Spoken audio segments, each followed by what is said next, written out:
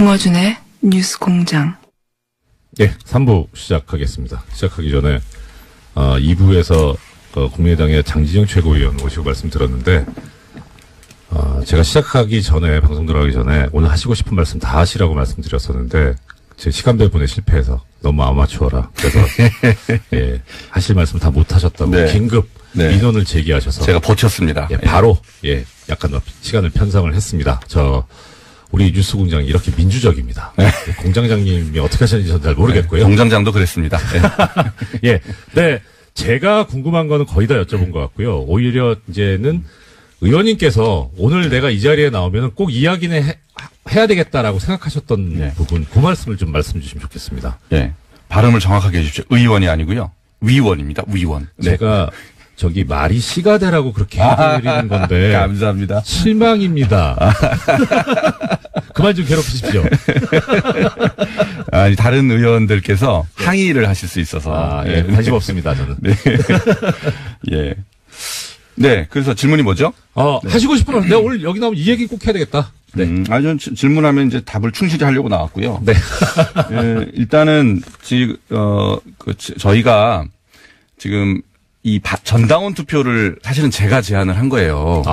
네, 제안을 했는데. 그러니까 반대파 입장에서 보면 원흉이 여기 계셨군요. 아니요. 근데 이제 오리지널리티는 사실은 주승용 의원이 하신 거고 저도 받아갖고 같이 제안을 한 거죠. 근데 이제 왜 그랬냐면, 이 바른정당 통합에 대해서 저는 이제 비호남 지역, 수도권의 지역위원장인데요. 제 기준으로 이렇게 우리 지역의 여론을 들어보면 바른정당이랑 같이 했으면 좋겠다라는 의견이 압도적입니다. 우리 지역에 호남 출신 출향민들이 많이 계신데 그분들도 그래요. 네네. 그런데 비호남 지역의 지역위원장들이 대체로가 아니 대다수가 그렇게 얘기를 합니다. 지역 정서가 그렇다. 네. 그런데 이제 호남 의원들께서 호남에서는 절대 그렇지 않다는 거예요. 지방 의원들이 탈당한다 그런다, 못 살겠다, 너무 압박이 심해서. 이렇게 말씀을 하십니다. 그래서, 근데 우리가 또 알기로는 호남 민심은 또 그닥 그렇지 않고, 그렇다 그러면, 진짜 우리 당원들의 의사가 뭔지 중요하죠. 한번 확인을 해보자. 예, 당원의 의사가 중요하죠. 곧바로 전당대회를 가게 되면, 반대 측에서 전당대회를 실력으로 저지하겠다. 이렇게 이제 여러 차례 공언을 한 바 있습니다. 네. 그러면 우리가 몇십 년 전에 보던 전당대회에서의 그런, 몸싸움, 이런 것들, 지금 21세기에 그런 것들이 다시 재현되면 안 되지 않습니까? 예. 그래서, 당연하죠. 그러면 당원들의 의사가 뭔지 확인을 해봅시다. 네. 그리고 그 결과에 따라서 만약에 우리 지도부가 잘못 판단한 거였으면 지도부는 옷을 벗겠다. 그리고 통합을 중단하겠다. 네. 그런데 당원들의 의사가 통합을 하라는 쪽으로 나오면 다른 반대 측 의원들도 수용을 하십시오. 네. 그리고 전당대회를 깔끔하게 치릅시다. 이거였습니다. 이게 뭐가 나쁩니까? 너무나 당연한 거 아니에요? 그래서 전당대회를 지금 전당원 투표를 하고 있는 것이고요. 예. 근데 굉장히 유감스러운 것은 반대 측에서 전당원 투표 결과를 벌써부터 인정하지 않겠다. 네. 이렇게 그리고 전당대회를 여전히 실력으로 저지하겠다. 예. 이런 말씀을 하고 계시는데 네. 이거는 당원 주권주의에 대단히 위배되는 당원을 무시하는 그런 입장이다. 그런 입장을 거두시고 이 전당원 투표 결과가 나오면 저희는 그 결과를 가지고 호남의 의원들을 설득을 끝까지 하게 될 겁니다. 안 대표께도 제가 그렇게 해야 된다라고 계속 말씀드리고 있고요. 네. 안 대표도 그렇게 하신다 말씀하시고 있고. 예. 손학규 대표가 아마 그 과정에서 역할을 상당히 해 주실 걸로 기대를 하고 있고요. 네. 예, 그렇게 해서 우리가 당원의 의사에 따라서 전당대회를 아주 파티처럼 축제처럼 잘 끝냈으면 좋겠다. 이런 바람이 있습니다. 예. 하시고 싶은 말씀 다 하시라고 말씀드렸는데 제가 하나 질문만 드릴게요. 지금 계속 문자로 이 질문이 올라오고 있어가지고요. 예.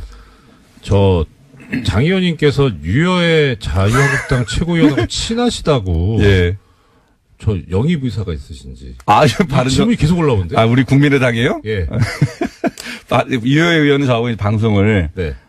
6개월 이상 1년 가까이 했어요. 예. 그래서 개인적으로는 잘 압니다. 예. 제가 하도 보다 못해서. 예. 전화해서 그렇게 제발 그러지 좀 말아라라고 제가 한번 충고를 한 적은 있었어요. 예.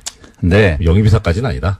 근데 그렇게 해서는 안 되죠. 시간이 30초 남아서 저 청취자분께 없습니다. 인사까지 하셔야 되니까 인사 말씀드리시죠. 네. 그럴 의사 없습니다. 네, 좋습니다. 예. 네. 그리고 우리 국민의당 정말로 건강한 새정치, 다당제 정착 반드시 해낼 겁니다. 지켜봐 주시고 응원해 주십시오. 예. 지금까지 국민의당 장진영 최고위원이자 향후 의원 모시고 말씀 들어봤습니다. 오늘 말씀 고맙습니다. 네, 감사합니다. 네.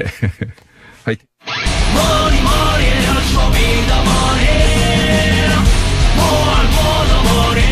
예, 다스 실소유주 관련 검찰 투트랙 수사 중 증거 차고 넘친다. 좋은 소식입니다. 쇼미더머니의 안원구 전 대구지방국세청장님 나오셨습니다. 예, 안녕하십니까. 청장님 또 여기서 그러니까 더 반가워. 예. 자, 시간이 없어요. 빨리빨리 이제 진도 나가죠. 먼저 진모 청장님께서 주도하고 계신 플랜다스에게 진행 상황 먼저 좀 말씀해 주시죠. 예, 전번에 알려드렸듯이 네. 지금 150억이 다 지금 모여져 가지고 예. 이제 저희들이 살 수는 있는 상태입니다. 아, 예. 그런데 지금 저희들이 사고 있지 않는데 네. 지난번에 145억으로 저희들이 살 수가 있는데 예. 그걸 사게 되면 지금 평가가 진행 중인데 새로운 평가가 이제 낮게 나올 수도 있거든요. 그래서 네. 우리 모금한 이 개의 그 계금도 네. 이걸 국민들의 돈이지 않습니까? 예. 그래서 최대한 아껴서 효율적으로 저희들이 사야 되기 때문에 그걸 지금 평가가 낮게 나올 때를 대비해서 지금 기다리고 있는 중입니다. 아, 이 정의로운 일을 하시면서도 거기서 또 이제 국민들의 돈을 위임받아 사용하는 거기 때문에 국민들의 또 그렇습니다. 생각까지 예. 생각을 하고 계시고. 자, 그러면 지금 국민재산 되찾기 운동본부에서 공지사항이 있다고 들었습니다. 예, 지금 저희들이 이제 쭉 하고 있는 중에 전번에 말한 차용증하고 예. 또 회원증을 또 그 디자인을 좀 해달라는 분들이 계세 가지고 예. 그걸 지금 콘테스트 비슷하게 예. 이걸 모아 가지고 여러분들한테 알려드리고 예. 그 중에서 선택을 할 수 있도록 지금 그렇게 지금 진행 중이고 있습니다. 예. 아, 지금 그것도 중요하죠. 예. 그러면은 기한은 언제까지 지금 있습니까? 저희들이 그 콘테스트를 하는 기한은 네. 1월 21일까지 일단 예. 저희들이 응모를 받고요. 예. 그 나온 결과를 가지고 저희들이 콘테스트를 예. 하고 있습니다. 그럼 이거는 이제 소위 말하는 자봉이시고요. 예. 지금 자봉은 또 사업 지원팀하고 예. 총무팀의 그 각 한 명 정도를 저희들이 그 채용을 하려고 합니다. 아예 직원, 정식 직원으로요. 지금 전부 자원봉사로만 가면 예. 안정이 안 되니까 그것도 지금 준비 중인데 좀 홈페이지를 참고하시면은 네네. 들어와서 볼 수가 있겠습니다. 예. 우리 플랜다스에게 대해서 지속적으로 관심 가져주시고 참여해주신 또 그뿐만 아니라 또 참여 예정이신 애청자 여러분들께서는 이 홈페이지에 공지사항 게시글을 확인을 꼭 해주셨으면 하는 그런 마음입니다. 자, 오늘의 이제 본론으로 들어보겠습니다. 자, 지금 다스 실소유주에 대한 국민적 관심이 점점 더 고조되고 있고 또 답을 다 알고 계시는 분들 많은데 일단은 차근차근 이제 우리 총장님 설명을 들어야 될 것 같습니다. 통상적으로 주식회사의 실소유주가 누구냐? 이거 어떻게 규명을 합니까? 또 실소유주라고 하면은 실질적으로 이제 경영권을 행사할 수 있는 분이지 않습니까? 네네. 그래서 인사라든지 재무회계, 뭐 자금을 누가 어떻게 실질적으로 관리하느냐의 부분하고, 그다음에 주식을 가지고 있는 그 주주로서 배당이라든지 그 주주권을 행사할 수 있는 그런 분들인데, 그게 실질적으로 누구냐? 명의상의 그렇죠. 주주가 아니라 장부상 말고 그렇습니다. 실권 가진 사람은 누구냐? 그렇죠. 그렇게 돼야 되죠. 자, 그러면 뭐 단도직입적으로 이 지금 말씀하시니까 지금 인사권, 그다음 돈줄, 그다음에 실제 나중에 거기서 배당금 받아가는 사람, 최종 이익 귀속자 가져가는 사람, 이 관련해서 인사와 재무회계는 이명박 전 대통령 아들인 이시영 씨가 실질적으로 맡고 있는 거 아닙니까? 그렇습니다. 그렇죠. 그 내용은 어떻습니까? 지금 이상은 씨의 아들 이동영 씨가 다스에 들어갈 과정부터 MB의 허락을 받고 들어갔다는 말이 있지 않습니까? 2008년도에 다스 비자금 사건을 해결하고 MB의 허락을 얻어서 입사하게 됐다. 그런 이야기가 있고 또 다스 주식이 하나도 없는 이명박 씨 아들이 지금 거기에 CFO로서 자금과 회계를 총괄하는 CFO로서 지금 역할을 하고 있고 해외에 있는 그 법인들의 법정 대표가 돼 있거든요. 예. 그런 예, 걸 그렇죠. 보면 예. 사실상 인사와 재무 회계를 하나도 없는 분의 의사에 따라서 모든 것이 움직이고 있다는 그런 정황들이 있는 거죠. 그렇죠. 네. 보통 그러니까 원래는 요새 나오는 말이 소유와 경영의 분리라 그래서 전문 경영인이 와서 예. 그러니까 이제 주식은 없어도 네. 전문가니까 경영에 전문 경영이면 또 모르겠는데. 그렇습니다. 예. 그러니까 이 의심을 아주 강하게 사고 있는 거죠. 자, 그런데 지금 이제 검찰은 지금 이제 수사를 하고 있습니다. 예. 수사를 시작했는데 검찰은 검찰이고 거기는 이제 처벌을 목적으로 하는 데고 또 그다음에 그 외에 여러 가지 이제 뭐 경제적인 부분도 있을 수 있고요. 그다음 이런 정말 회사 내부를 들여다보고 자금 흐름을 움직이는 걸 보고 하면은 이와 관련해서는 공정거래위원회하고 금융감독원 여기서도 나서줘야 되지 않나요? 그렇습니다. 공정거래위원회라든지 금융감독원과 네. 국세청 네. 이 세 개의 기관이 지금 역할이 지금 필요한 때라고 저거 보고 있고요. 예. 지금 현재 검찰이 지금 수사를 하고 있는 부분은 네. 120억의 그 비자금 부분이지 않습니까? 예. 그거 하고 그다음에 140억 원이 스위스 은행에서 네. 넘어오는 과정에서 직권 남용을 통해 가지고 그 다스로 들어가게 됐다라는 부분을 지금 집중 조사를 하고 있는데요. 네네. 그 부분에 있어서도 이제 국세청의 그 세무조사가 필요하고. 그렇죠. 그리고 또 그 중간에 하나는 그 김재정 씨가 죽으면서 예. 상속세를 내는 과정이 있습니다. 예, 당연히 내야죠. 그런데 네. 그 상속세를 신고는 했는데. 네. 그 지금 상속세 서류를 저희들이 살펴보니까 그 상속세 신고 과정에서 상당히 석연찮은 부분들이 많이 나타나고 있습니다. 어떤 부분입니까? 신고한 그 재산이 평가라든지 이런 네. 부분에 있어서 의도적인 평가가 돼 있는 그런 그 문건들이 청와대와 다스 간에 서로 주고받은 문건 속에서 그런 게 나타나 있거든요.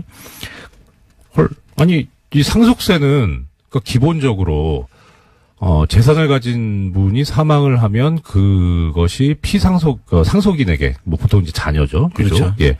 그렇게 그 소유권이 넘어가고 그분들이 납부를 해야 되는데 청와대가 그렇습니다. 그래서 상속인입니까? 그 문건을 보면 청와대와 다스 간에 주고받은 문건인데. 네. 전번에도 유수공장에서 한번 이야기가 있었지만. 네. 그 문건은 원래 상속세는 유족들, 그러니까. 그렇죠. 그 가족, 배우자와 자녀들이 이제 주가 돼서 신고를 어떻게 할 것이냐를 결정하게 되는데 네. 그분들의 의사는 전혀 배제된 것 같은 그런 청와대와 다스 간에 이렇게 하면은 어떻게 했느냐 하는 이야기들이 적힌 문건인데 그 부분에 대해서 국세청이 그대로 신고를 받아준 것 같아요. 아, 네. 그러면 이제 사실은 상속세는 신고를 하고 나면은 정부 조사 결정 방식의 세목이기 때문에 네. 정부가 조사를 해서 결정을 네. 해줘야 되는데 여기에 대해서 하는 과정에서 상당히 조금 석연찮은 구석이 있어 보이고요. 지금 말씀 죄송한데 저 총장님께서 말씀하신 조사 결정 방식이라는 게 이제 뭐냐면 우리가 세금을 내려면 그 전제로 결정돼야 되는 게 그럼 세금 액수가 얼마인지가 나오지 않습니까? 네. 나와야 되지 않습니까? 예. 그럼 세금 액수가 얼마인지 결정을 이제 싹 특정을 해야 되는데 예. 그 과정에서 그럼 액수를 어떻게 결정할 것이냐? 그러니까 이제 보통 자기들이 자진 네. 신고를 하지 않습니까? 그렇죠. 신고를 하면은 부가세 같은 경우는 거기서 그냥 끝나지만 예. 이 정부 조사 결정 방식으로 한 소득세나 법인세나 상속증여세 같은 경우에는 네. 정부가 예. 그게 신고된 내용을 맞다라고 일단 네. 조사를 해서 조사를 확정을 해야죠. 지어줘야지 그게 예. 일단 신고가 끝나는. 부가가치세 같은 경우에는 납세해야 되는 세금을 내야 되는 쪽에서 이렇게 액수가 이 정도 됩니다라고 하면은 거의 받아들여지는데 그렇습니다. 이제 지금 특히 지금 문제된 상속세 같은 경우에는 허위 신고를 할 가능성이 너무나 농후하기 때문에 네. 직접 과세관청에서 그러니까 국세청에서 나서가지고 조사해서 부과하는 방식이다. 네. 그렇습니다. 그렇습니다. 그렇게 돼야 되는 과정이 있었고 그다음에 이 상속세를 납부를 하는 과정에서도 네. 지금 여기 이 케이스는 원래 현금이 제일 그 상속세로 납부하는 게 원칙이죠. 그렇죠. 어느 세금이나 거의 그렇죠. 그리고 다른 현금이 없을 경우에는 그 현금화할 수 있는 네. 현금화가 가장 유리한 물건들을 납부를 해줘야 되는데 수표 예금이라든지 유가증권, 유가증권 중에서도 이제 상장된 유가증권이라든지 그다음에 회원권이라든지 네. 뭐 이런 것들이 있으면 먼저 해야 되고 그렇죠. 그다음에 부동산을 이제 있는데 부동산도 환가가 가능한 그러니까 팔 수 있는 국세청에서 현금화할 수 있는 그런 부동산을 해줘야 되거든요. 그렇죠. 부동산도 팔 때 비용이 들 수 있기 때문에 내지 가치가 떨어질 수 있기 때문에 그 비용도 세금으로 원래 들어와야 될 것이 깎여 나가는 거니까 일단은 손쉽게 돈으로 바꿀 수 있는 가능성이 있는 것이어야 되는 거죠. 예. 그렇습니다. 그래서 그 현금화 할 수 있는 것부터 해야 되는데 이 케이스는 보면 그 부동산도 그 67만 평이나 되는 땅을 김대중 씨가 소유하고 있었지 않습니까? 그 67만 평의 땅을 그 팔 수 있는 땅으로 보이는데 거기에 뒤에 건저당권을 조금 설정하고 뭐 35만 평에 뭐 150만 원을 가지고 건저당권을 설정한다든지 이런 방식으로 해서 마치 팔릴 수 없는 것처럼 해놨지만 사실 35만 평을 150만 원 건저당했다고 팔릴 수 없다고 보기 어렵지 않습니까? 저 같으면 금방 살 것 같아요. 그렇죠. 돈만 있으면. 그래서 국세청에서 그런 부분들을 사실 검토를 다 했었어야 되고. 당연하죠. 그래서 그런 부분들이 다 묻혀가고 나중에 비상장 주식인 다스를 비상장 주식은 평가 문제도 지금 그 확실한 확립된 그런 평가 방법이 없지 않습니까? 그러다 보니까 비상장 주식은 사실 그 물납을 안 받는 것이 원칙이에요. 그런데 그걸 이제 받아놨는데 물론 그래서 우리가 플란다스계를 해서 지금 살 수도 있긴 하지만 그런 과정들을 겪어놨다는 것은 국세청에서 이 부분을 제대로 못 살펴봤다. 그 지금이라도 이 부분을 제대로 조사를 할 필요가 있다. 저는 그렇게 보고 있습니다. 국세청에서 조사를 한다는 건 이제 세무조사를 한다는. 그렇습니다. 그리고 조금 전에 이제 말씀 주셨던 공정거래위원회하고 금융감독원은 그럼 어떤 일을 하면? 공정거래위원회하고 지금 그 좀 나서줘야 되는 부분은 지금 현재 그 이명박 씨의 그 아들 이시영 씨가 그 회사를 조그마한 회사를 하나 만들고 그 다스의 협력업체들을 지금 사모으고 있는 정황들이 지금 드러나고 있고요. 그래서 그 사모으는 과정에서 중소기업들이 사실 눈물이 거기에 배어 있거든요. 그렇겠네요. 그래서 이제 그 부분들은 사실 공정거래위원회에서 제대로 된 공정거래법상의 위반 사항들을 이 조사를 꼭 해야 된다고 봅니다. 중소기업자들은 그 거래하는 상대방이 갑을 관계로 따졌을 때 전부 을의 위치에 있는 사람들이거든요. 그래서 거래를 하다 끊어버리면 그 사람들은 그냥 고사하게 되니까 그것을 통해 가지고 지금 SM이라는 그 덩치를 키우고 있는데 그거는 공정거래위원회가 빨리 나서 가지고 그 중소기업들 보호도 하고 거래에 문제가 있으면은 그걸 전속 고발권을 행사해서 수사를 하도록 해야 될 그런 책임이 있다고 저는 봅니다.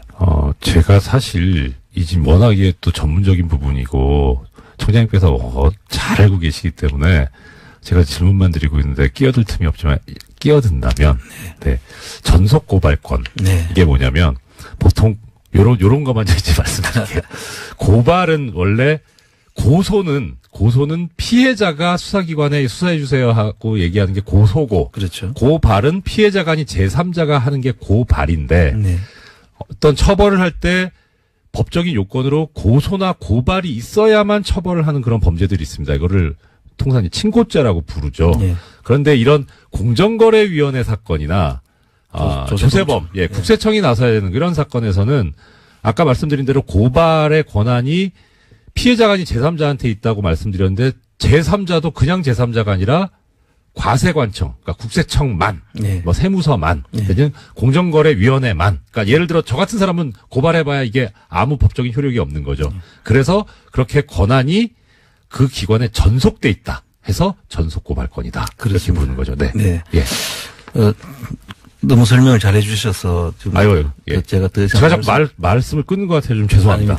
그래서 일단 그 부분들에 대해서는 국세청과 공정거래위원회와 그다음에 금감원에서 이제 수상한 자금 거래 흐름이라든지 이런 부분들이 지금 다 나타나고 있기 때문에 관련 기관에서 빨리 이 부분을 조사를 하고 검찰에 다시 전속 고발권을 행사해서 해줘야 된다. 특히 지금 처음에 말씀드렸던 다스의 비자금 120억 부분에 대해서는 2008년도에 정호영 특검이 발견을 하고도 개인의 격리 직원의 개인의 일탈로 지금 몰아갔지 않습니까? 그렇죠. 그런데 사실 격리 직원 개인이 큰 120억이라는 돈을 개인이 하고도 법인에서 묵인하지 않은 상태에서 그걸 했고 또 그럼 나중에 또 다시 넣게 되는 과정을 거치는데 안 하고 처벌도 안 받고 그 처벌도 안 하고 그래서 결과적으로 이 부분에 대해서는 새로 해야 되는데 네. 이게 이제 이 문제를 또 국세청이 나서야 될 부분이라기도 합니다. 사실 네네. 그 당시에 그 다스에서 원가를 부풀려 가지고 그 하청업체들한테 주고 예. 그 돈을 되돌려 받아가지고 형성했다고 그때 중앙특검에서 그렇게 이야기했거든요. 네. 그래 되면은 그 다스는 원가를 부풀려가지고 가공비용을 계상을 했기 때문에 네. 그 가공비용을 계상한 부분도 조세범에 해당이 되거든요. 그리고 그 돈이 나가가지고 또 그 비자금으로 활용이 되었다면은 그걸 받아간 사람 실제적으로 기속된 사람을 찾으면 네. 여기서도 실소유주가 그대로 밝혀질 수 있는 부분이거든요. 예. 그래서 그리고 이 부분을 조세범칙 조사로 저희들이 가게 되면 시효도 사실 연장이 될 수가 있지 않습니까? 그 반가운 소식인데요. 예, 그래서 공소시효가 지금 이제 우리 국세청에서는 그거를 부가제척 기간이로 세금을 매길 수 있는 기간. 오늘 뭐 계속 공소시효를 이야기를 부가제척 했는데 기간. 기간.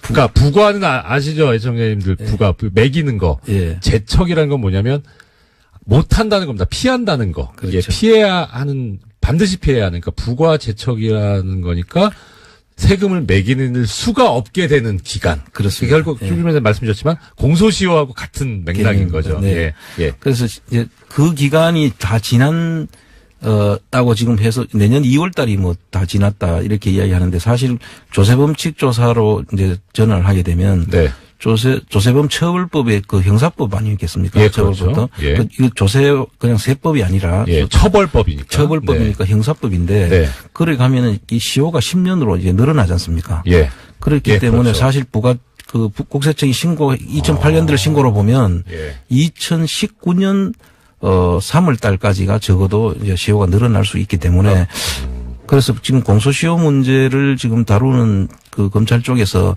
이 부분을 참고를 해서 한번 올 필요가 있다. 제가 하나 부연 설명해 드리자면 그러니까 2008년도까지 기간인데 이게 실제 그 신고해서 납부하는 때는 그 다음에 해야 되죠. 그 다음에 3월까지 하죠. 그렇죠. 그러니까 2009년도에 해야 되는 거니까. 네, 그렇습니다. 만약에 근데 안 했다, 제대로 안 했다. 그렇게 되면은 그때부터 10년이니까 2019년이 되는 거죠. 그렇습니다. 예. 자, 그러면 뭐 제가 자꾸 쓸데없는 해설을 하고 있습니다. 시간이 너무 빨리 가나요? 예. 자, 그러면 지금 결국 왜 그런 공소시효 얘기가 계속 나오느냐 하는 거는 이거는 공소시효가 완성됐으니까 빨리 이걸 덮어버리고 싶은 사람들이 제기하고 있는 거 아니겠습니까? 그렇습니다. 그렇죠. 예, 그래서 우리는 공소시효 문제를 사실 물론 명백하게 완성됐으면 하면 안 되는 거지만 이 문제에 대해서 누가 얘기하고 있는지를 유심히 지켜볼 필요가 있다 이런 생각이 듭니다. 예. 그 다음에 그러면 이제 자, 그럼 지금 청장님께서 주시고 계신 말씀은 요지가 이러네 쭉 들어보니까 검찰, 국세청, 금감원 여기서 이렇게 수사를 해라. 네. 예. 그냥 직접 공무원 임용되셔가지고 직접 수사하시면 안 되겠습니까? 지금 뉴스공장 패널이 훨씬 더 좋습니다. 예. 자, 그 다음에 김경준 씨가 횡령했다는 이 140억, 아까 120억 이제 개인 횡령이라고 이제 뭐 이렇게 덮어 씌워진, 그거 말고. 그것이 다스에 입금되는 과정에서 이제 이명박 정부 당시 청와대가 개입한 정황이 나왔는데 이것도 검찰 수사가 필요한 거 아닙니까? 그렇습니다. 지금 그 부분도 지금 보고 있는 것으로 알고 있는데요. 이제 정리를 하면 그 140억은 사실 옵셔널 벤처스의 주주들이 받아가도록 미국 법원에서 결정이 됐던 상황이거든요. 그렇죠. 그런데 그 들어가 있는 돈이 그 당시 김경준의 딸 이름인 그 알렉산드리아라는 법인에 그 돈이 들어가 있었는데 다스는 개인 김경준에게 대해서 소송을 해서 그때도 패소를 했고 그 옵셔널 벤처스 주주들은 개인 김경준뿐만 아니라 알렉산드리아 법인에 대해서도 소송을 제기해서 이겨서 그 돈을 받아올 수 있는 상황이었거든요. 그렇죠. 그런데 그걸 스위스 은행에 동결되어 있는데 김경준하고 그 이명박 측하고 그 둘이 합의를 통해 가지고 일종의 소송 사기 비슷한 내용으로 돈을 받아온 거잖아요. 140억이. 판결을 아주 무력화시켜버렸죠. 그렇죠. 140억 원을 다스로 2011년도에 입금을 하도록 했는데 그 부분에 대해서 지금 옵셔널 벤처스 주주들도 그 부분에 대해서 지금 소송을 제기하고 있고 그게 미국 법원의 그 판결문 내용이 지금 다 밝혀져서 지금 아마 5분 검찰에 박범계 의원께서 그를 정리를 해서 지금 넣는다고 하더라고요. 그러니까 요지는 이거죠. 소송 당사자가 아닌 청와대가 왜 나오냐는 거죠. 그렇습니다. 이건 뭐 다른 여타의 뭐 권리행사방해나 뭐 강요나 이런 것도 들어갈 수 있겠지만 이거 자체가 지금 우리가 지금 얘기하고 있는 다스의 실소유주가 누구냐. 하는 거를 여실히 드러내는 거 아닌가 싶습니다. 그렇습니다. 그래서 이 실소유주를 파악하는 문제는 네. 결국은 그 BBK 당시 BBK가 옵셔널 벤처스에다가 주가 조작을 해서 그때 그 돈을 김경준 씨가 가지고 갔는데 네. 그 주가 조작의 주체가 누구냐. 이 다스의 실소유주가 결국 그 주가 조작의 한 주체가 아니겠느냐라고 지금 보기 때문에 이 실소유주 문제가 중요한 것이죠. 그렇죠. 예. 예. 그리고 실소유주가 누구냐에 따라서 우리가 그걸 가지고 우리 국민들이 가져왔어야 될 돈이기 때문에 또 정당한 피해자들에게 돌아갔어야 하는 돈이기 때문에 정당하게 돌려주자라는 그걸 하고 계신 거죠. 그렇습니다. 자, 마지막으로 우리 청장님, 우리 청자 여러분들한테 연말 인사, 새해 인사 해주시고 플란다스에게 어떻게 또 하실 것인지 말씀 주셨으면 좋겠습니다. 예. 그동안에 많은 성원들 보내주셔가지고 지금 잘 진행되고 있고요. 저희들이 국민재산되찾기운동본부에서도 지금 그 플란다스 기업뿐만 아니라 다른 재산들, 이 부정한 그 방법으로 돈을 축제한 분들에 대해서 재산을 찾기 위한 다른 정보 수집이라든지 이런 일들을 지금 계속 진행 중에 있습니다. 네. 그래서 조만간 많은 그 결과들로 국민들의 성원에 저희들이 보답하려고 하고 있습니다. 네. 많이 관심 가져주시고요. 그리고 저희들이 지금 하고 있는 스토리 펀딩. 네. 거기에도 좀 많이 참여를 해 주셔서 네. 우리 국민운동본부가 잘 될 수 있도록 도와주시면 감사하겠습니다. 예, 청장님 올 한해 너무 수고 많으셨고 내년에도 더 수고해 주셨으면 좋겠습니다. 네. 오늘 말씀 감사합니다. 너무 감사합니다.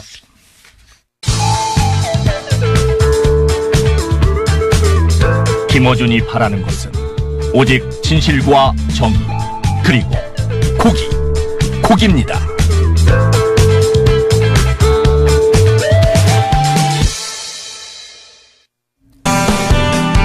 네, 마지막 인터뷰입니다. 세월호 특조위 2기 그리고 4.16 재단이 내년에 본격적으로 출범을 합니다. 앞으로 어떤 활동을 하게 되는지 절대 잊어서는 안 된 세월호 참사. 네, 4.16 가족협의회 집행위원장이시고 이 문제를 위해서 오랫동안 싸워오신 분이시죠. 예은 아빠로 잘 알려져 계신 유경근 선생님 스튜디오에 직접 모셨습니다. 어서 오십시오. 네, 안녕하십니까. 반갑습니다, 선생님. 네. 네. 예. 자, 듣고 싶은 말씀이 많아서 빨리 달려보겠습니다. 먼저 2017년 한 해는 우리 세월호 쪽에서 어떤 한 해였습니까? 예, 1년이 금방 지나가 버렸습니다. 네. 2017년은 그 세월호 참사 진상 규명에 있어서 아주 중요한 한 해라고 평가가 될 것 같습니다. 왜냐하면 진상 규명을 그토록 집요하게 방해했던 박근혜 정권이 이제 사라진 해죠. 그래서 이제부터 진상 규명을 제대로 할 수 있겠다. 이런 희망을 가지게 된 좀 한 해였던 것 같습니다. 희망의 한 해. 정말 진짜 희망적인 말씀입니다. 자, 적폐 청산 수사가 진행되고 있는데 안전 관련해서는 또 좀 안타까운 사고들이 있었습니다. 2017년에 영흥도에서 낚싯배 사고가 있었고 또 제천에서도 또 이제 화재 관련해서 또 안타까운 일이 있었는데 이 세월호 유가족으로서 이 심정이 또 남다르실 것 같아요. 예, 이런 일들이 정말 다시는 일어나지 않기를 간절히 바라왔는데, 네. 그러나 여전히 안타까운 일들이 벌어지고 있습니다. 여기서 좀 저희들이 주목하는 점은 우선 첫 번째가 이런 그 재난이나 사고로 가족을 잃은 이제 남아있는 유가족들, 참 그분들이 가장 좀 가슴 아프게 다가오고요. 그분들은 지금 또 어떻게 지내고 계실지 또 그 마음 한쪽에 참 억울하고 답답한 것이 많이 있을 텐데 그런 생각이 들고 또 하나는 이 참사에 대응하는 어떤 정부 또는 이것을 보도하는 언론이나 바라보는 시민들의 입장에서 그 피해자들이 잘 보이지 않는다. 예, 피해자들이 보이지 제일 않고. 가슴 아프실 분. 네. 특히 그 여러 가지 논란이 된 것들 가운데에는 그 피해자들에게 제대로 설명도 하지 않고 네. 또는 거기에 그 사실에 또 다가가지 못하게 하는 그런 모습들도 좀 종종 눈에 띄고 그래서 예. 좀 내용은 다르지만 그러나 피해자들의 입장에서 보면 세월호 참사나 또 지금 일어나는 참사들이나 피해자들 입장에서는 여전히 좀 같은 그런 좀 불행들이 반복되고 있지 않나 좀 그렇게 보고 있습니다. 안타까운 일입니다. 네. 이 관련해서 자유한국당 쪽에서 제천 화재가 세월호보다 못하다. 그래서 다시 한번 또 좀 가슴을 후비는 이야기가 나왔는데 어떤 생각 드셨어요? 방송에 대고 이런 말씀드리기 참 죄송한데요. 네. 자유한국당은 좀 세월호 이야기를 안 했으면 좋겠습니다. 자격이 있나 싶긴 합니다. 하여튼 시작할 때부터 지금까지 세월호 참사를 자신들의 입맛에 맞게 네. 이용하고 악용하고 이렇게 해왔는데 자유한국당은 세월호 참사를 입에 올릴 자격 자체가 없죠. 오히려 그런 말 정말 하고 싶으면 이제라도 와서 무릎 꿇고 사과하고 사죄하고 네. 그리고 자신들이 했던 일들 특히 진실을 가로막고 방해하고 은폐하려고 했던 그런 것들에 대해서 철저히 먼저 반성하는 것이 우선이죠. 예, 그렇죠. 예. 자, 지금 박근혜 정부 당시에 그때 이제 이렇게 되면 이제 1기 특조위인 거죠. 1기 네. 특조위 활동을 당시 해양수산부가 활동 방해했다는 게 계속 나오고 있고 사실로 밝혀지고 있는데 어떠셨어요? 예, 해수부가 1기 특조위 활동 방해했다는 건 이제 여러 가지 사례들이 있지만 그렇죠. 이번에 이제 해수부 자체 조사를 통해서 드러난 거는 소위 해수부 문건이라고 하죠. 그래서 이제 1기 특조위에서 청와대의 어떤 대응 시스템, 소위 박근혜 대통령이 7시간을 조사하기로 의결을 했을 경우 이걸 반대하고 그래도 가결될 경우 기자회견하고 네. 사퇴하고 네. 이제 이런 시나리오를 짜놓은 문건이죠. 네, 네. 이것이 그 당시에 발견이 됐었는데 여기에 대해서 해수부는 자기네들이 한 게 아니다. 이렇게 계속 발뺌만을 해왔죠. 그런데 놀라운 건 그 문건에 있는 그대로 1기 특조위 그 당시 새누리당 추천 위원들이 네. 그대로 따라서 했어요. 한치의 어긋남도 없이. 이제 그게 이제 와서 해수부가 직접 관련이 되어 있다, 작성했고 그것을 유통시켰다라는 네. 것이 드러난 것이죠. 네. 근데 아쉬운 것은 이번 발표 내용에서 누가 그랬느냐, 예. 누가 작성했고 누가 지시했고 이제 여기에 대해서 명확히 밝히지 않았어요. 거기까지 조사가 안 돼서 그런지 모르겠는데 네. 어쨌든 해수부에서는 검찰에 수사 의뢰를 했고요. 네. 검찰 조사를 통해서 옛날에 그냥 뭉뚱그려서 해수부가 잘못했다 이게 아니라 네. 누가 지시했고 누가 작성했고 그걸 누가 그렇죠. 유포시켰고 예. 그 문건에 따라서 누가 무슨 짓을 했는지를 네. 밝혀서 처벌을 하는 일이 남아 있습니다. 그렇습니다. 여기까지 가야 진상이 드러났다고 볼 수 있겠죠. 그렇죠. 자, 이 세월호 특조위 1기 활동 방해 관련해서 지금 좀 전에 이제 선생님께서 말씀 주신 것처럼 진상이 규명되고 처벌을 받아야 했으면 반드시 처벌을 받아야 되는데 그건 그렇고 그 다음에 또 세월호 참사 관련한 진실 규명을 위해서 이제 세월호 특조위 2기가 출범을 합니다. 저도 기대가 큰데 정말 기대가 크시지 않을까 싶은데요. 예, 기대는 당연히 큽니다. 네. 이 2기 특조위를 또다시 만들었다는 것 자체로도 기대가 크지만 사실 네네. 그거보다는 1기 특조위 때와는 이제 상황이 많이 달라졌죠. 그렇죠. 그 당시에는 정부가 조직적으로 방해를 한 반면에 지금은 예. 이제 그런 일은 없을 것 같습니다. 네. 그래서 오히려 진상규명은 속도를 낼 수 있을 것 같은데 네. 그러나 문제는 특조위가 만능은 아니라는 것이죠. 예, 특조위가 당연히 직접적인 네. 어떤 수사권이나 기소권을 아직까지도 가지고 있지 못하고 이 특검을 강화해서 예. 특검을 통한 어떤 그런 권한들을 간접적으로 갖게 되어 있는데 네. 그런 측면에서 보더라도 만능은 아닙니다. 네. 그리고 그 조직의 어떤 규모라든가 활동 기한 활동 기간 네. 이것을 봤을 때에도 많이 좀 한계가 있고요. 그래서 네. 결국 제가 바라는 것은 특조위가 진상규명의 중심 예예. 그리고 방향타 역할을 하되 예예. 여기에 이제 검찰이나 또는 예. 특검, 감사원 이런 그 수사와 또 조사를 할 수 있는 기관들이 함께 팀플레이 협력을 할 때 예. 비로소 진상조사가 될 수 있다. 네. 결국 정부는 조사 대상인 동시에 그 조사를 또 스스로도 해야 할 어떤 책무도 가지고 있거든요. 예. 이것이 같이 좀 힘을 합쳐서 진상규명을 해 나가야 되겠다는 생각을 하고 있고 또 그런 방향을 갖고 지금 열심히 준비를 하고 있습니다. 정부가 조사 대상이면서도 조사의 주체다라는 말씀이 상당히 와닿습니다. 그 말씀은 정부가 그렇게 세월호 참사 발생과 또 진행 과정 또 그다음에 특조위 관련해서 그렇게 잘못을 했으니 오히려 더 열심히 하고 제대로 밝히는 게 그 과거의 잘못을 씻는 길이 아닐까 싶은데요. 예, 뭐 그런 성격도 분명히 있지만 예. 사실은 이 세월호라는 배가 왜 침몰했는지, 네. 그다음에 구조를 왜 잘못했거나 또는 하지 않았는지를 네. 사실 밝혀야 될 1차적인 책임은 네. 정부에 있는 겁니다. 그렇죠. 그런데 정부가 그것을 하지 않거나 네.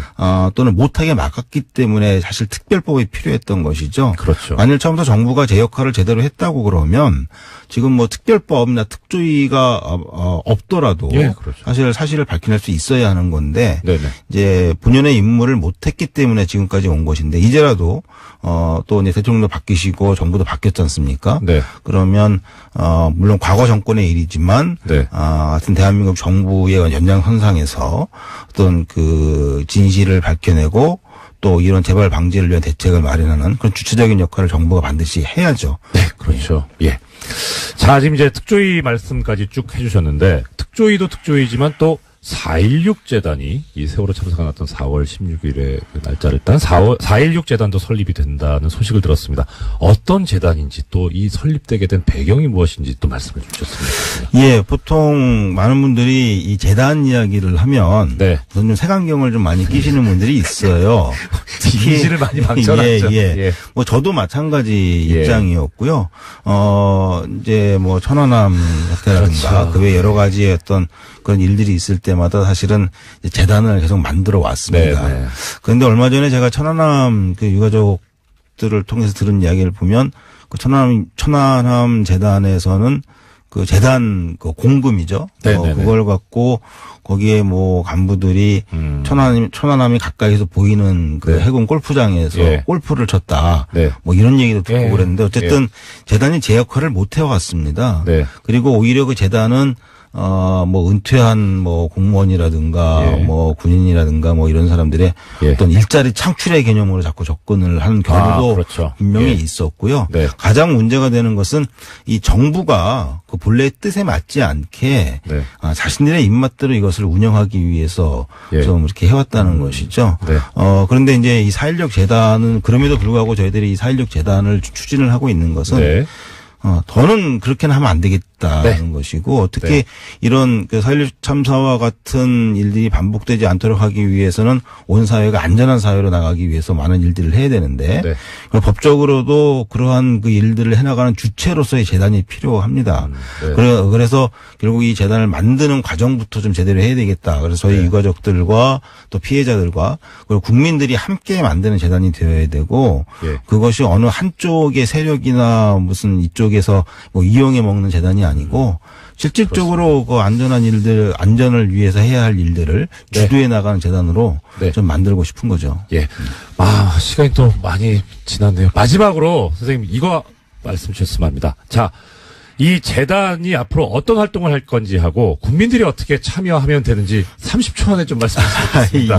지금 중요한 문제 죄송합니다. 그래서 이 재단은 지금 말씀드린 대로 그 세월호 참사의 그 추모 관련된 사업, 그다음에 추모 공원 운영 관리를 주도적으로 하게 됩니다. 그런데 이것뿐만이 아니고 관련된 모든 사업들을 정부 주도가 아니라 국민들이 주도하는 사업으로 만들어야 되거든요. 그래서 이제 그러한 사업들을 만들어서 이제 같이 진행을 할 것이고요. 이를 위해서 지금 현재 100만인 그 후원인을 모집을 하고 있습니다. 거기에 함께 해주시면 재단을 같이 만들 수 있습니다. 주승용 의원이 하신 거고 저도 받아갖고 같이 제안을 한 거죠. 근데 이제 왜 그랬냐면 이 바른정당 통합에 대해서 저는 이제 비호남 지역 수도권의 지역위원장인데요. 뭐 제 기준으로 이렇게 우리 지역의 여론을 들어보면 바른정당이랑 같이 했으면 좋겠다라는 의견이 압도적입니다. 우리 지역에 호남 출신 출향민들이 많이 계신데 그분들도 그래요. 그런데 그 비호남 지역의 지역위원장들이 대체로가 아니 대다수가 그렇게 얘기를 합니다. 지역 정서가 그렇다. 그런데 이제 호남 의원들께서 호남에서는 절대 그렇지 않다는 거예요. 뭐 지방 의원들이 탈당한다 그런다. 뭐 못 살겠다. 너무 압박이 심해서 이렇게 말씀을 하십니다. 그래서 그러면 근데 우리가 또 알기로는 호남 민심은 또 그닥 그렇지 않고 그렇다 그러면 진짜 그 우리 당원들의 의사가 뭔지 중요하죠. 한번 확인을 해보자. 예, 당원의 의사가 중요하죠. 곧바로 전당대회를 가게 되면 반대 측에서 전당대회를 실력으로 저지하겠다. 이렇게 이제 여러 차례 공언을 한 바 있습니다. 네. 그러면 우리가 몇십 년 전에 보던 그 전당대회에서의 그런 몸싸움, 막 이런 것들, 지금 21세기에 그런 것들이 다시 재현되면 안 되지 않습니까? 예. 그래서, 당연하죠. 그러면 당원들의 의사가 뭔지 확인을 해 봅시다. 네. 그리고 그 결과에 따라서 만약에 우리 지도부가 잘못 판단한 거였으면 지도부는 옷을 벗겠다. 그리고 통합을 중단하겠다. 네. 그런데 당원들의 의사가 통합을 하라는 쪽으로 나오면 다른 그 반대 측 의원들도 수용을 하십시오. 네. 그리고 전당대회를 깔끔하게 치릅시다. 이거였습니다. 이게 뭐가 나쁩니까? 너무나 당연한 거 아니에요? 그래서 전당대회를 지금 전당원 투표를 하고 있는 것이고요. 예. 근데 굉장히 유감스러운 것은 반대 측에서 전당원 투표 결과를 벌써부터 인정하지 않겠다. 네. 이렇게 이제 그리고 전당대회를 여전히 실력으로 저지하겠다. 예. 이런 말씀을 하고 계시는데 네. 이거는 당원 주권주의에 대단히 위배되는 당원을 무시하는 그런 이제 입장이다. 이제 그런 입장을 거두시고 이 전당원 투표 결과가 나오면 저희는 이제 그 결과를 가지고 호남의 의원들을 설득을 끝까지 하게 될 겁니다. 안 대표께도 제가 그렇게 해야 된다라고 계속 말씀드리고 있고요. 네. 안 대표도 그렇게 하신다 말씀하시고 있고 예. 손학규 대표가 아마 그 과정에서 역할을 상당히 해 주실 걸로 기대를 하고 있고요. 네. 예, 그렇게 해서 우리가 당원의 의사에 따라서 전당대회를 아주 파티처럼 축제처럼 잘 끝냈으면 좋겠다. 이런 바람이 있습니다. 예. 저기 하시고 싶은 말씀 다 하시라고 말씀드렸는데 제가 하나 질문만 드릴게요. 지금 계속 문자로 이 질문이 올라오고 있어가지고요. 네, 예. 저 장 의원님께서 유여의 자유한국당 최고위원하고 친하시다고. 예. 저 영입 의사가 있으신지. 질문이 계속 올라오는데. 우리 국민의당이에요? 예. 유효의 의원은 저하고 방송을 네. 6개월 이상 1년 가까이 했어요. 예. 그래서 이제 개인적으로는 잘 압니다. 예. 제가 하도 보다 못해서 예. 전화해서 그렇게 제발 그러지 좀 말아라라고 제가 이제 한번 충고를 한 적은 있었어요. 예. 근데 영입 의사까지는 아니다. 근데 그렇게 해서는 안 되죠. 시간이 30초 남아서 예. 저 청취자 여러분 없습니다. 인사까지 하셔야 되니까 인사 말씀드리시죠. 네. 그런 의사 없습니다. 네, 좋습니다. 예. 네. 그리고 우리 국민의당 정말로 건강한 새정치, 다당제 정착 반드시 해낼 겁니다. 지켜봐 주시고 응원해 주십시오. 예. 지금까지 국민의당 장진영 최고 위원이자 향후 의원 모시고 말씀 들어봤습니다. 오늘 말씀 고맙습니다. 네, 감사합니다. 네. 화이팅.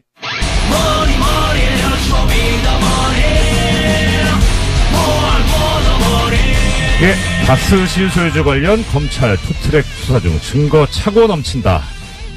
좋은 소식입니다. 쇼미더머니의 안원구 전 대구지방국세청장님 나오셨습니다. 예, 안녕하십니까. 청장님 또 여기서 뵈니까 더 반가워. 예. 자, 시간이 없어요. 빨리빨리 이제 진도 나가죠. 먼저 진모 청장님께서 주도하고 계신 플랜다스에게 진행 상황 먼저 좀 말씀해 주시죠. 예, 전번에 알려드렸듯이 네. 지금 150억이 다 지금 모여져 가지고 예. 이제 저희들이 살 수는 있는 상태입니다. 예. 근데 지금 저희들이 사고 있지 않는데 네. 지난번에 145억으로 저희들이 살 수가 있는데 그걸 사게 되면 지금 평가가 진행 중인데 새로운 평가가 이제 낮게 나올 수도 있거든요. 그래서 네. 우리 모금한 이 개의 그 계금도 네. 이걸 국민들의 돈이지 않습니까? 예. 그래서 최대한 아껴서 효율적으로 저희들이 사야 되기 때문에 그걸 지금 평가가 낮게 나올 때를 대비해서 지금 기다리고 있는 중입니다. 이 정의로운 일을 하시면서도 거기서 또 이제 국민들의 돈을 위임받아 사용하는 거기 때문에 국민들의 또 생각까지 생각을 하고 계시고. 자, 그러면 지금 국민재산 되찾기 운동본부에서 공지사항이 있다고 들었습니다. 예, 지금 저희들이 이제 쭉 하고 있는 중에 전번에 말한 차용증하고 또 회원증을 또 그 디자인을 좀 해달라는 분들이 계세가지고 그걸 지금 콘테스트 비슷하게 이걸 모아가지고 여러분들한테 알려드리고 그 중에서 선택을 할 수 있도록 지금 그렇게 지금 진행 중이고 있습니다. 지금 그것도 중요하죠. 그러면은 기한은 언제까지 지금 있습니까? 저희들이 그 콘테스트를 하는 기한은 1월 21일까지 일단 저희들이 응모를 받고요. 그 나온 결과를 가지고 저희들이 콘테스트를 하거든요. 그럼 이거는 이제 소위 말하는 자봉이시고요. 지금 자봉은 또 사업 지원팀하고 예, 예. 총무팀의 그 각 한 명 정도를 예. 저희들이 그 채용을 하려고 합니다. 아예 직원, 정식 직원으로요? 예, 예. 지금 전부 자원봉사로만 가면 예. 안정이 안 되니까 예, 그것도 지금 준비 중인데 좀 홈페이지를 참고하시면은 네네. 그 들어와서 볼 수가 있겠습니다. 예, 우리 플랜다스에게 대해서 지속적으로 관심 가져주시고 참여해주신 또 그뿐만 아니라 또 참여 예정이신 애청자 여러분들께서는 이 홈페이지에 공지사항 게시글을 확인을 꼭 해주셨으면 하는 그런 마음입니다. 자, 오늘의 이제 본론으로 들어가보겠습니다. 자, 지금 다스 실소유주에 대한 국민적 관심이 점점 더 고조되고 있고 또 답을 다 알고 계시는 분들 많은데 일단은 차근차근 이제 청장님 설명을 들어야 될 것 같습니다. 통상적으로 주식회사의 실소유주가 누구냐 이거 어떻게 규명을 합니까? 또 실소유주라고 하면은 실질적으로 이제 경영권을 행사할 수 있는 분이지 않습니까? 네네. 그래서 인사라든지 재무회계 뭐 자금을 누가 어떻게 실질적으로 관리하느냐의 부분하고 그다음에 주식을 가지고 있는 그 주주로서 배당이라든지 그 주주권을 행사할 수 있는 그런 분들인데 그게 실질적으로 누구냐 명의상의 그렇죠. 주주가 아니라 장부상 말고 네 그렇습니다. 실권 가진 사람은 누구냐? 그렇죠. 그렇게 봐야 되죠. 예. 자 그러면 뭐 단도직입적으로 이 지금 말씀하시니까 지금 인사권, 그다음 돈줄, 그다음에 실제 나중에 거기서 배당금 받아가는 사람, 최종 이익 귀속자 가져가는 사람, 이 관련해서 인사와 재무회계는 이명박 전 대통령 아들인 이시영 씨가 실질적으로 맡고 있는 거 아닙니까? 그렇습니다. 그렇죠. 예. 그 내용은 어떻습니까?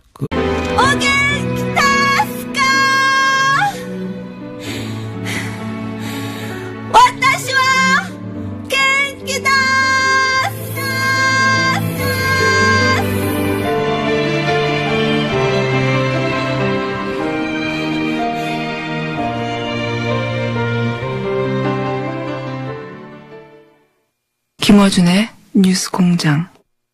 예, 3부 시작하겠습니다. 시작하기 전에 2부에서 국민의당의 장진영 최고위원 모시고 말씀 들었는데 제가 시작하기 전에 방송 들어가기 전에 오늘 하시고 싶은 말씀 다 하시라고 말씀드렸었는데 제 시간 배분에 실패해서 너무 아마추어라 그래서 예, 하실 말씀 다 못 하셨다고 긴급 민원을 제기하셔서 제가 버텼습니다. 예, 바로 약간 시간을 편성을 했습니다.